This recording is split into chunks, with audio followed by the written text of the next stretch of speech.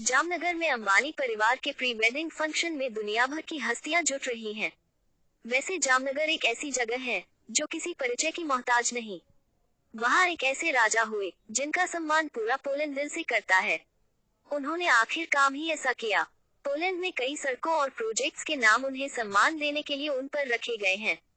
गुजरात के उस महाराजा का नाम महाराजा जाम साहब दिग्विजय सिंह जी रंजीत सिंह जी है। वो नवानगर के महाराजा थे। आज भी जब आप पोलैंड जाएंगे तो महाराजा के नाम पर कई सड़कों के नाम नजर आ जाएंगे। उन्होंने दूसरे विश्व युद्ध के दौरान पोलैंड के 600 से अधिक पोलिश बच्चों और महिलाओं को बचाया था। उनके लिए अपने घर के दरवाजे खोल दिए थे। महाराजा ने केवल इतनी ही नहीं किया बल्कि इतने सारे लोगों का 9 सालों तक ख्याल भी रखा। उनके खाने और ठहरने की व्यवस्था भी की। घटना कुछ यूं है। जब हिटलर ने पोलैंड पर आक्रमण कर दूसरे विश्व युद्ध की शुरुआत की, तब पोलैंड के सैनिकों ने अपनी 500 महिलाओं और करीब 200 बच्चों को एक जहाज में बिठाकर समुद्र में छोड़ दिया। जहाज के कैप्टन से कहा गया कि इन्हें किसी भी देश में ले जाओ जहां इन्हें शरण मिल सके। अगर जिंदगी रही और हम बचे रहे तो दोबारा मुलाकात होगी।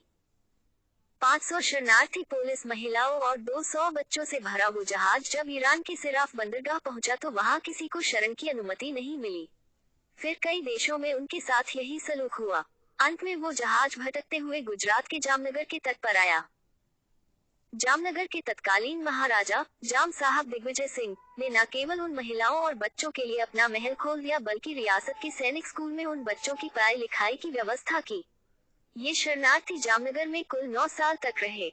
भारत आए पोलिश बच्चों की परवरिश काफी अच्छे तरीके से हुई। उनकी पढ़ाई का भी बहुत ध्यान रखा गया। उन्हीं शरणार्थी बच्चों में एक बच्चा बाद में पोलैंड का प्रधानमंत्री भी बना।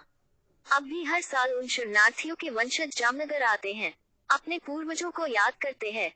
पोलैंड की राजधानी वारसा में कई सड़कों के नाम महाराजा जाम साहब के नाम पर है। उनके नाम पर पोलैंड में कई योजनाएं चलती हैं।